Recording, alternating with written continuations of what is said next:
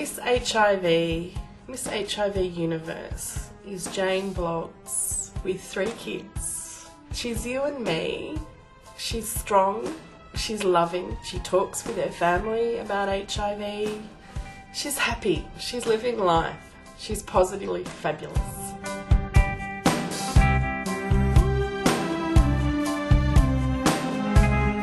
So I am absolutely positively fabulous. I'm also HIV positive. For me with the mannequins, it's about the mask. It's about the tokenistic positive woman in the room. How many mannequins are there? There will be 170 all up, and that represents 17 million women. 17 million women globally are infected with HIV from every sector of life. I got diagnosed in 2005. One of my greatest achievements is, I have become who I am today. When I was diagnosed HIV positive way back in 1997, but that point of time we didn't have any information about what next. I've been living with HIV about 13 plus years. When talking about HIV, we need to talk about sex, and sex is a taboo.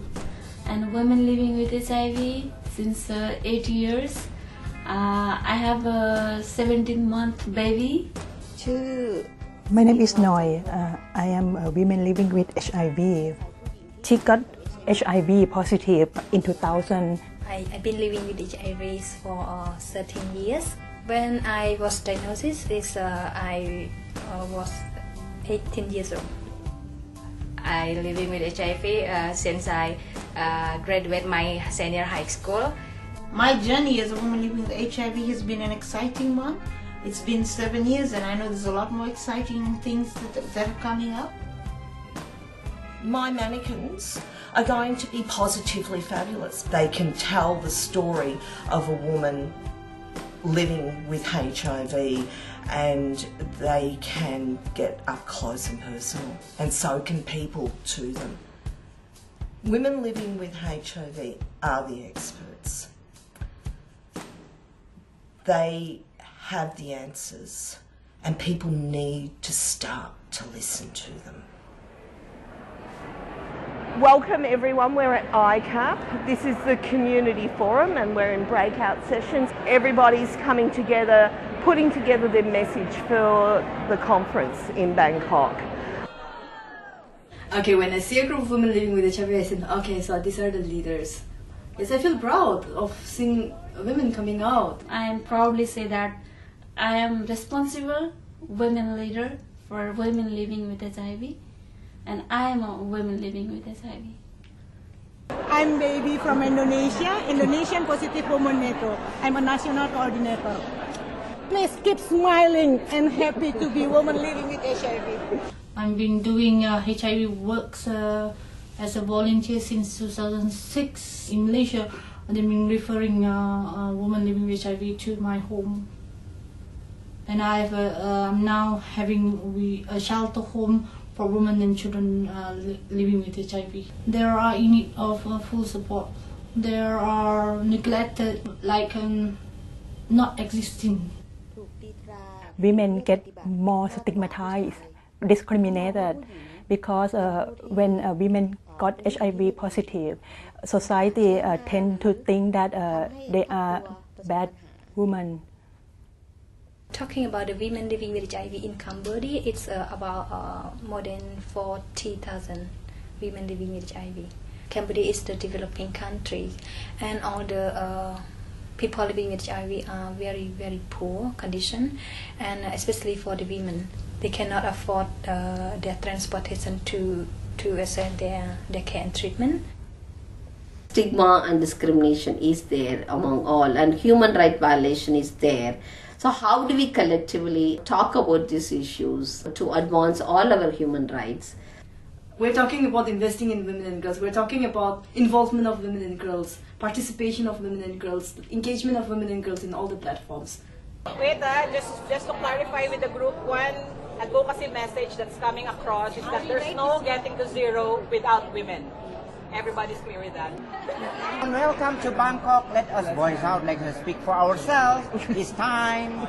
Tell the world, tell all the people at the UN, this is what we demand for. Don't keep quiet, your voice counts. So, hi, hello. Namaste. All the best. Remember Peru? South Africa? yes. I'm a sex worker, I'm a lesbian, and HIV positive, I use drugs, I want it all. Thank you. All right, what do we want to do, darling? Do we want to do a runner and go and get some mannequins? How much is she? Lady, Yeah. 2,600 baht. Meow. No. I saw people who are like very scared, you know. I mean, it's like people have that thing in their fear in their mind, you know, that you might get it, you know, besides the 4 routes of transmission. So I wanted to fight that first when I came out. And it's like 8 years down the line, I still see that attitude. And I want to challenge that, the stigma from the family, from the society as a whole. That discrimination that's attached to it is huge, you know. I mean, in Australia, I've had blood smeared on my front door. I want to see this one. This one, this one. Yeah, but I want to see. Can someone? Yeah. I told you. We have to go beyond the information about HIV. What it's about is women having a respect for themselves. You know, if you ask someone, is your cold infectious, they're not going to be offended. But they can ask for someone to put a condom on because they don't want to get pregnant. But if they're on the pill, they don't need to do that. But they can't ask someone to put a condom on to stop them from dying. Women still doesn't know their rights, I mean their sexual rights, their reproductive rights, and even if they know, they're like not brave enough or they're not like empowered enough to voice out. When women stay at home, they cannot access to information, they cannot know how to protect themselves. Now I have 2 children, yeah, but my second children has passed away, and I've also get a sterilization from the hospital, so I cannot have children anymore. The doctor never give the information about it. They just think if the women living HIV have a children and they have a pregnant, it will transmit it to her children. Women must have good information to decide what she have to do in her life. Australia sees itself as, you know, the leader in the sector of HIV. But even here, you know, our major issue that we're up against is there's no dialogue about sex. It can be flippant and passed off in jokes, but to talk with your kids and have an in-depth conversation about it, you don't talk to your mother about it. It's unfortunate that HIV infection, like, you know, the empowerment has started after the infection. It's ideally should have been before. We don't have any program in India targeting young people and young women and young girls, you know, how to protect. They don't distribute condom, they don't talk about safe sex. You know, we all get married at a very young age, and then that's how 80 to 90% of the women contract the HIV infections from their spouses. Education here in Malaysia would not accept sex education. It's not about sex education, it's about you to know your body, how to protect yourself. It has made my children and I be very open towards each other in terms of about sex, about taking protection, something which I used to fear and worry about.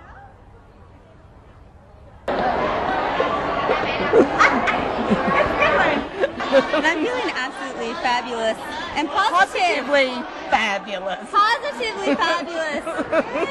Thanks. What better event to like protest that than an AIDS conference? Oh, I'm glad my AIDS is paying your mortgage, you know? Yeah.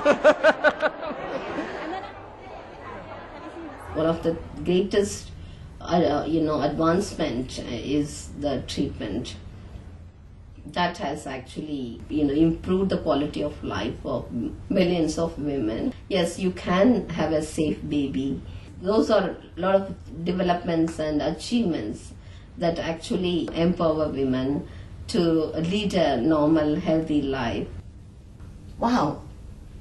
So like when I was told I cannot have a child because I am positive, that's wrong. I can have a child. It's us coming to actually understand our rights as women living with HIV are no different to any other person. Oh, I didn't know you have a plane. Oh, you have a plane without telling me. I did. We're adopting out HIV positive mannequins to community, to businesses. They can be the voice of women living with HIV who don't have a voice. So how can we take a mannequin? You have to sign up. Excellent. You want one? Fabulous. We are adopting the mannequins. What is mannequin? This is a mannequin. They are HIV positive women. So we just had a lady visit us. For her, she'd not met any women before, and she thought that she'd sinned, and that's why she had this virus. But she's not open about her status because of not just the discrimination and stigma, but a fear for her life. Here she can open, but at home she can't. And the problem is with the story, because it's on the camera. Yeah.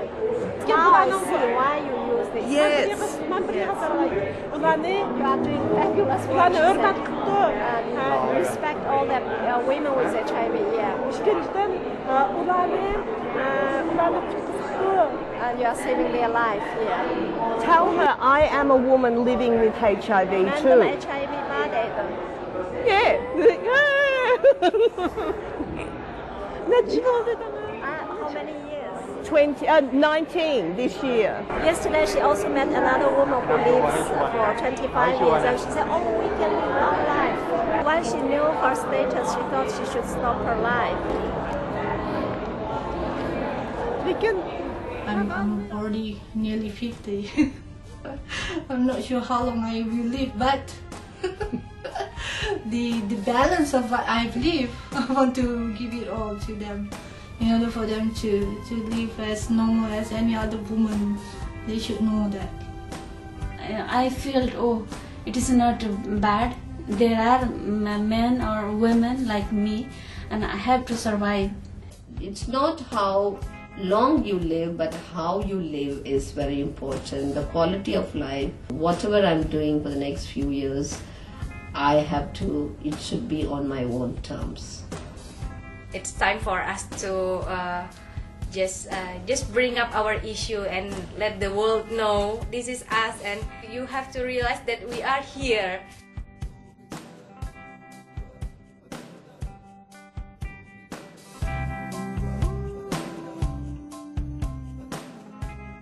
Most women diagnose, in developing countries when they are pregnant.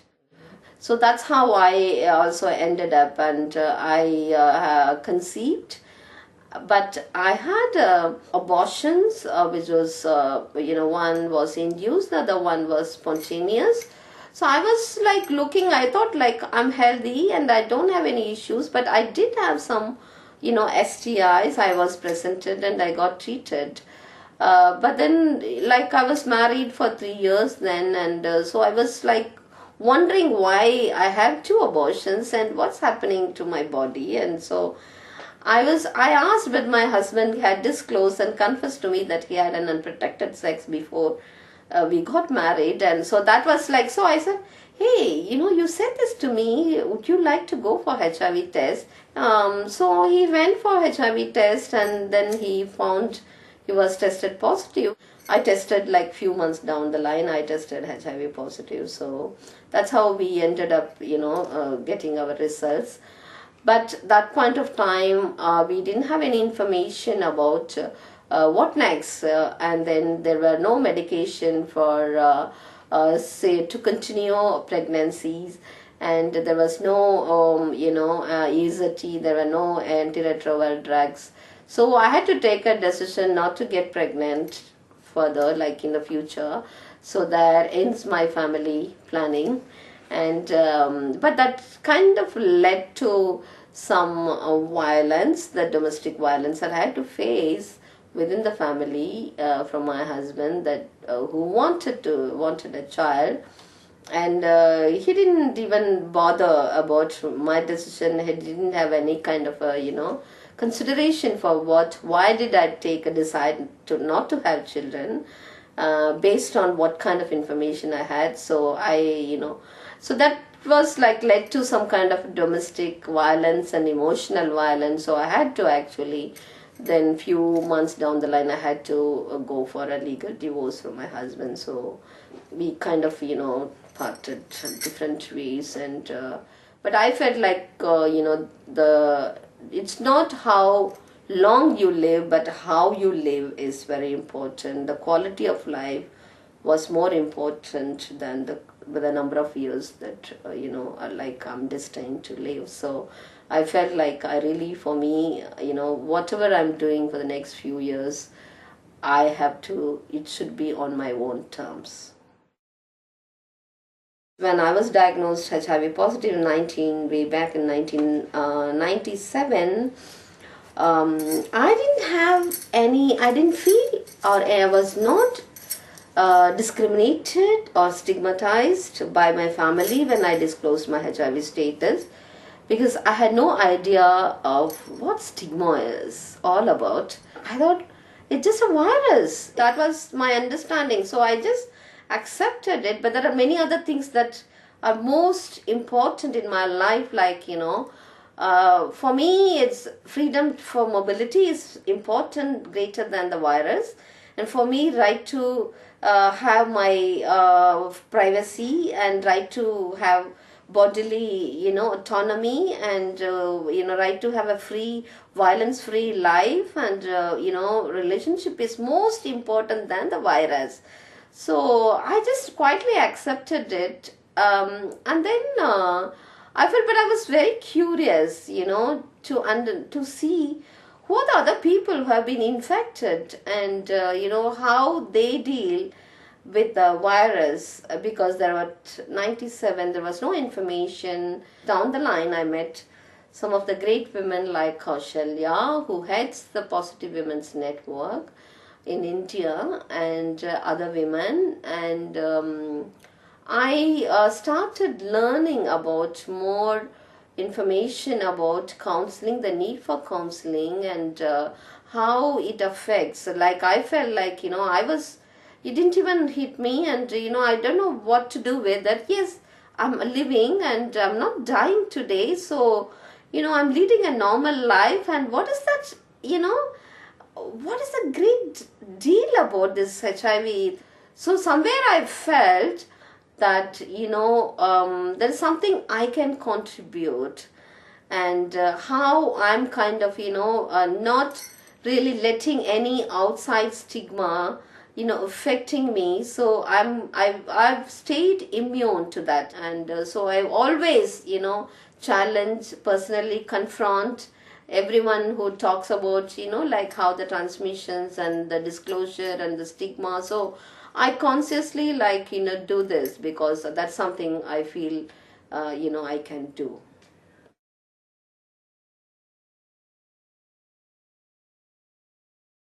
My journey as a woman living with HIV has been an exciting one. It's been 7 years, and I know there's a lot more exciting things that are coming up.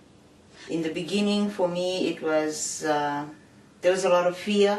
Maybe just because there wasn't enough information. Maybe just because there wasn't enough talk about HIV going around. I didn't know that this organization existed, Fiji Network Plus. I didn't know that there were other positive people who were living positively with HIV, that they existed, that they were around. But until I got to meet another person living with HIV, a woman, then did I realize that, there really was no issues. But then, you know, it was just considering our families, our children, our society, our community, will they accept me, the acceptance. When I had overcome all of that, I got to realize that there really was, it was just normal. The goods and bads of HIV come with the support of the family. So really, the negative side of it does not have a heavy impact on our lives.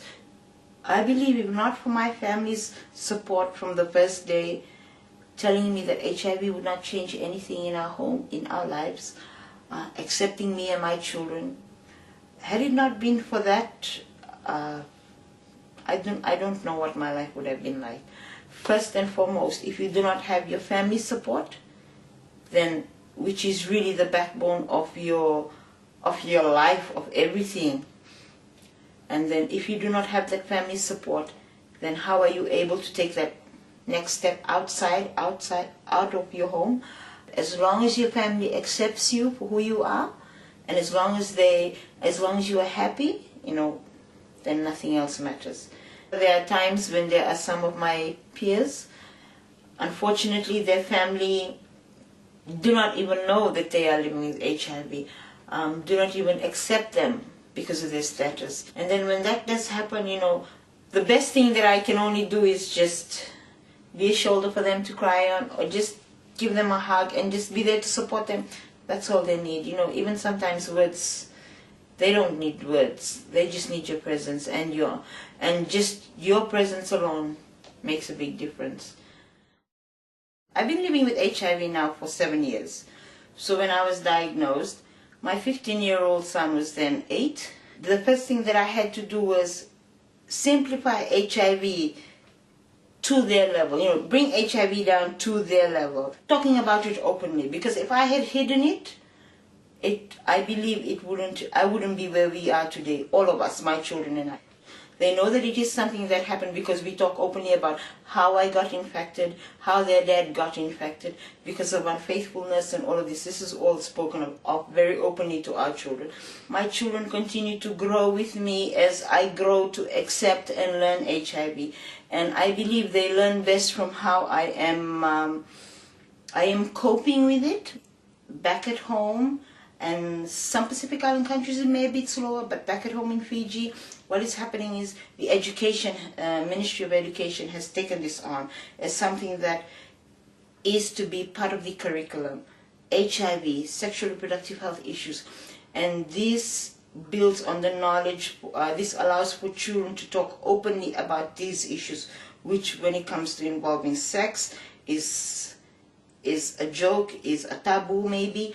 It has made my children and I be very open towards each other in terms of about sex, about taking protection, something which I used to fear and worry about. But I think because of HIV and the issues and all that comes with it, if I want to go and talk about this outside and yet I'm not practicing it at home, talking about it at home, you know, is it of any use? I'm trying to educate everyone, but am I educating my own children?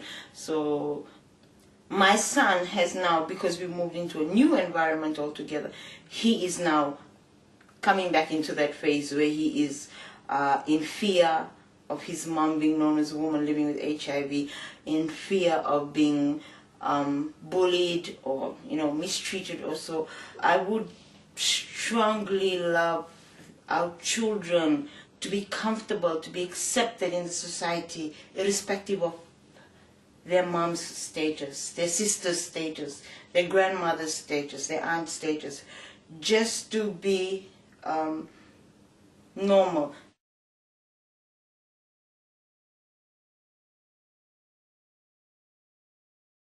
I living with HIV since I graduated my senior high school, and now I have 2 children. Yeah, but my second children has passed away. Yeah, and I'm also get a sterilization from the hospital, so I cannot have children anymore. I don't know about what they're doing, and they just told me you have so many child now, and we must make a sterilization for you. And the doctor never give the information about it, and they just think if the woman living HIV have a children and they have a pregnant, it will transmit it to her children. Since I joined in this issue, I think about the woman because in that time I'm still 19 years, so I have no information about HIV, about women, and I learned from some of my friends, and I joined in Indonesia Positive in EP. I try to give a support to the women living with HIV, that I give the information that as a woman we have a right to explain what our thinking about, and what we can do in Indonesia. I have so many experience and information there, so I think I hope it never happen again to the other woman. I think now it's a more better condition if I see in the past. The women now they realize that women must have an good information to know about their sexual reproductive health and right. The women must have a choice to decide what she have to do in her life, like that. I think the one way for us to make an advocacy is from mass media. In the newspaper, for example, I try to talk about the women have a right to have children and to get a better life, and especially in education also, they have to get a proper education. Because of that, some of the government call me because I give my phone number, and if you want to talk to me, you can call me. They try to call me and to open a new way for me to how can I get the better advocacy for who I can meet them, and they try to introduce me to the key player in the government, especially for women. Indonesia have so many district area that sometimes we have to think how if the woman in village for example can get the information also. My organization, we have like a campaign from some social media. The most common communication in Indonesia, they're using Facebook or Twitter, like that. So I think it's the opportunity for me to give them information where they, especially from the district area, that they cannot access their best information to the hospital or the peer support group, like to see another woman living with HIV to give a support, or just tell about her story. They always ask about, for example, what's the meaning of reproductive health? What's the difference with sexual health, like that? So I think they realize that they never get this information before. So this is the important things for them. I think it's the small things, but I think there are so many women realize about the importance of this information from social media.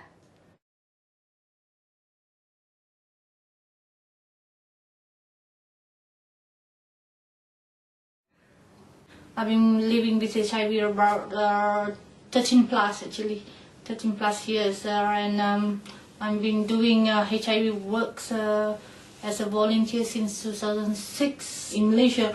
I've been referring women living with HIV to my home, and I'm now having a shelter home for women and children living with HIV.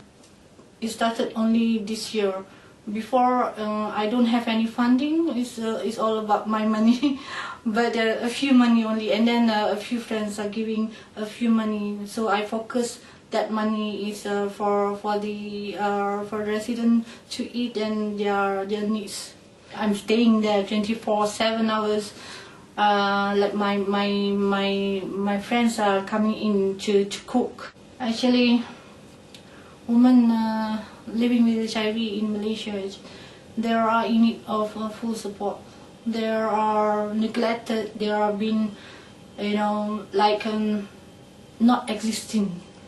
The funding that I have is for the home. It's not for the woman to come together. In order for them to get the information, you need to have knowledge. You need to have support.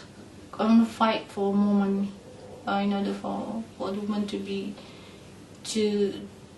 know their rights, to be a normal woman even though they have HIV. That's the thing. When talking about HIV, we need to talk about sex, and sex is a taboo. You don't speak about sex in public. Even parents don't speak about sex with the children. Sex outside marriage is forbidden. So, but the reality is sex outside of marriage is happening. In Malaysia, there is a high-ranking people, Datin, Dato is a man, Datin is the wife. So I spoke to the Datin and say, Datin, if Dato go out in the morning, you give him a sandwich. So if he goes out meeting at night, you give him a condom. And this Datin, hey Ella, what are you doing? You are asking Dato to find a woman outside. No, it's not that you are asking him to look for a woman, but if the meeting involve women and then business, things like that, in corruption and woman comes in there. So bring a condom, don't bring a disease back home.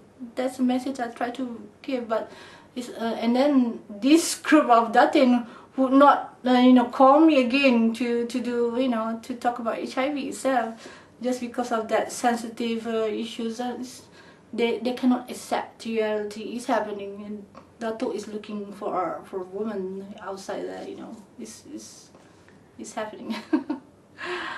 But I will not stand down in order for me to go and fight for their voice to be heard international, if not been heard by country-wise.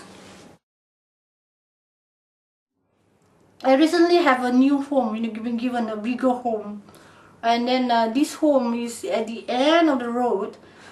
So I'm in need of a man to work actually in the house as a security of things like that.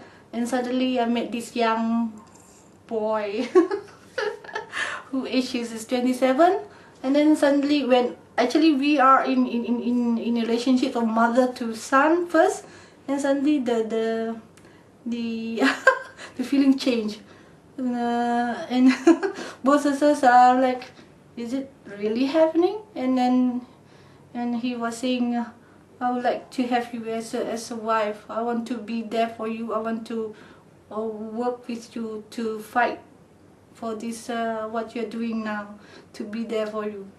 Then I was like, is it really happening? Last time I said, no, I don't want to be married to any man because I need to concentrate in taking care of my woman, But if this man who want to be by my side, to work to help me, help my community, then I will accept him. Even though he's younger, 22 years. Okay, what's wrong with it? I'm still strong. This is good. You're the first person. Congratulations. But yeah, it's not easy for community, to accept for older women with the younger men, they will think all the negative things. But both of us say it's in our heart that we want to do the right thing. Yes, they will not accept it now, but they will see later on what we try to do. Let them say anything. It's fine. You don't need to worry. even though you have HIV, you can live as happy, as normal as that's what I and my friends are trying to do.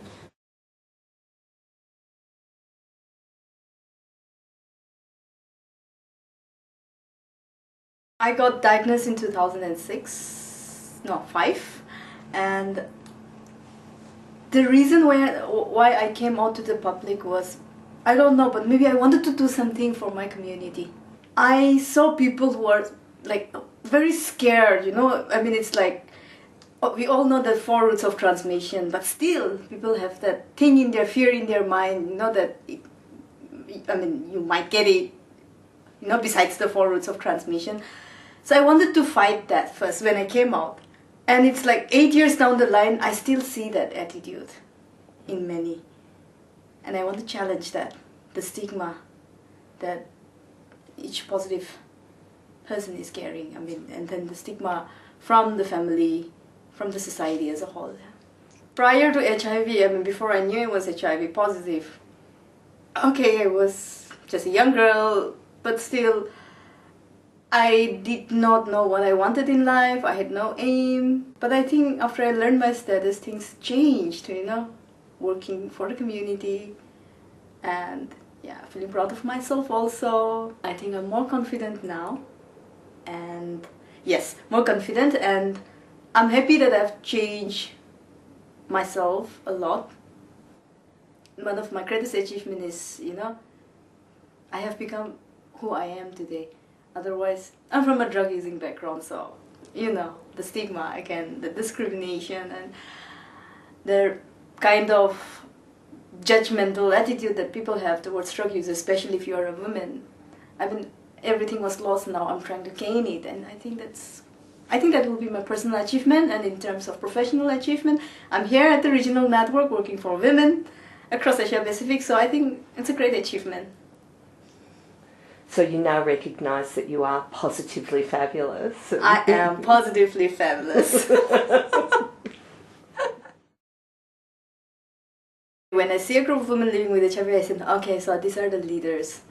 Yes, I feel proud of seeing women coming out and, you know, leading their networks. And WAP Plus it's Women of Asia Pacific Plus. It's all women living with HIV in Asia Pacific. We are sort of a platform where we raise our issue as one voice, address our issue with one voice, one common goal, one common understanding. We are planning a lot of key advocacy messages, and I kept being now here around the corner, so we are planning to come up with some key messages focusing on all those things. Women still doesn't know their rights, their sexual rights, their reproductive rights, and even if they know, they are not brave enough, or they're not empowered enough to voice out their rights. So I think that is one of the major issues of women around here. And when we're talking about the women network in the countries, one of the major issues that as the Positive Women Network we're facing is we don't have core fundings. And without core funding, we cannot do anything. Yeah. People talk about empowering women, building capacity in them, and all those sort of things. But without money, how can people talk? But that's one of the problems. There is very, very less investment in women and girls. We're talking about investing in women and girls. We're talking about involvement of women and girls, participation of women and girls, engagement of women and girls in all the platforms. But it's possible only if the women are, capacitated, empowered. But for that, there's no money to invest. All the women living with HIV and other key affected communities like women drug users, sex workers, migrant women, transgender women, all the women. We all have work. It's not just me. We have so many women contributing in the fight against this epidemic. So I see a better future. Yes, in terms of awareness, in terms of women involvement, it could be better. But yes, to make it better, we need a lot of commitment from different levels. I used to, when I was young, think of the type of person that would be HIV positive, and certainly I didn't come into that picture. My life had been amazing to date, and I had no reason at all to think that anything bad would ever happen to me. Having sex is not dirty.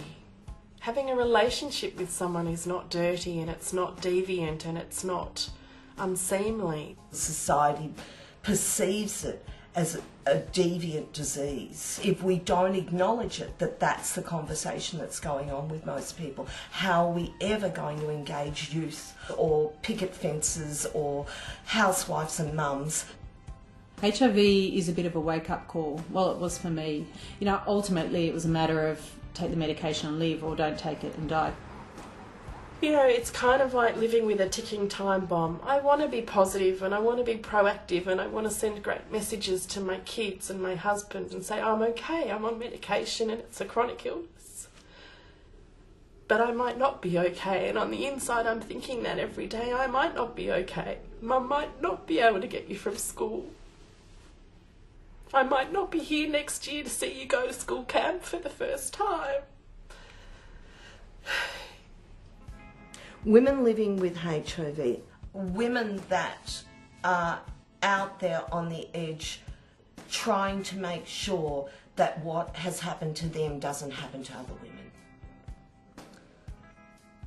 They have the answers, and people need to start to listen to them.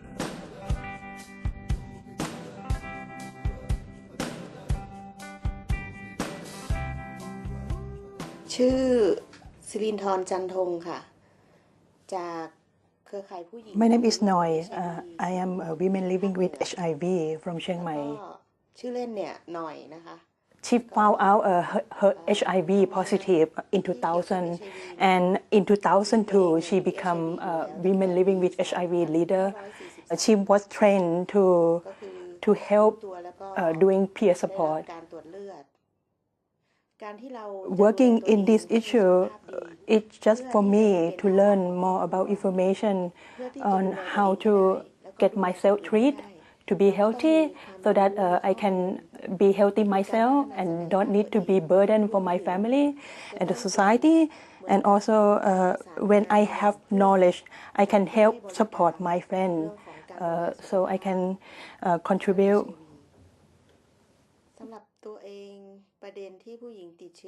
For me, I think women living with HIV or women affected by HIV, they have problem with being accepted. When comparing with male, women get more stigmatized or discriminated because when women got HIV positive, society tend to think that they are bad women. When women stay at home, they cannot access to information. That's why when they have no information, they cannot know how to protect themselves, prevent themselves from getting infected. It is quite very difficult to eradicate discrimination against women living with HIV.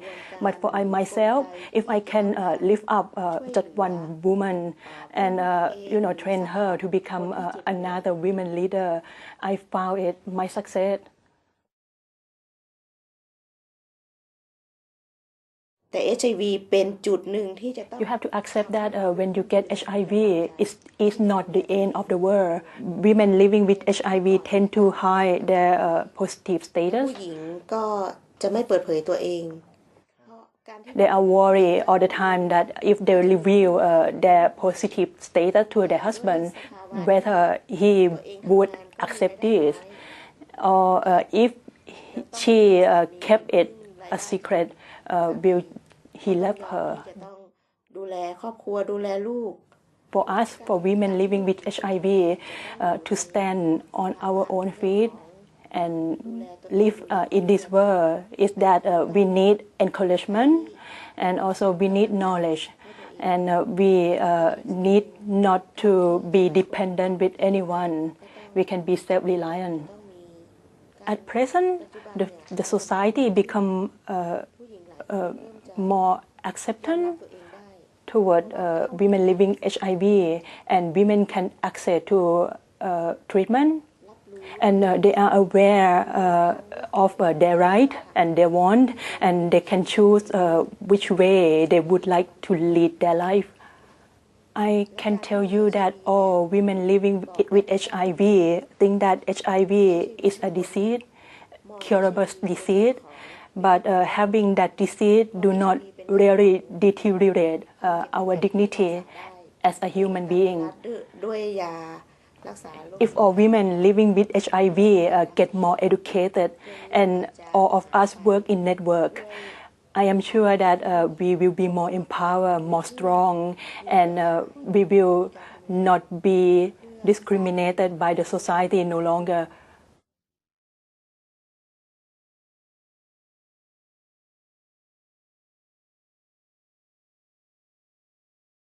I'm Sita Sahi from Nepal and women living with HIV since 8 years. I am working as a leader and activist in Nepal since when I diagnosed. Before me, my child was diagnosed when he was dead, and I came to know he was HIV positive. Then I was discriminated by the society, even from the hospital. And then after I thought I will not be alive because this is the big disease and there is no cure or no preventive medicine. I was diagnosed by many like TB and pneumonia and all the disease. And then my husband take over me into Kathmandu, which is central of capital of Nepal. It was the first time I was so happy because they touched me and they counseled me and they behaved me like a human. I felt, oh, it is not bad. There are men or women like me and I have to survive. And then I started to voluntarily work, and then I committed to work on these issues. I have lost my child before, so I have to keep work on it so that other women can save their babies and save their life. And that's why I am committed, because of I am a woman living with HIV. So hardly I am until and unless I will die, I will work on it. Before I was a only housewife, but now I am a leader and representing from Nepal all over the country. I am proudly say that I am responsible women leader for women living with HIV, and I am a woman living with HIV. I have a 17-month baby. I'm missing to her, and I started ARV in 2005. And at the same time, I was diagnosed because at that time my CD4 count was very low. It was around 39 only, and I had a pneumonia, I had a fungal infection, and oral thrush. Everything is surrounded me. So, and then at that time there was a listed waiting list for treatment, and I waited for 15 days, and then I got treatment. After 2 months, I got really, younger, like I have no disease, and I committed to work to support on women's issue. Treatment can make easy your life because it can make your longer life. Yes, it is expensive, but it is provided by Global Fund through government.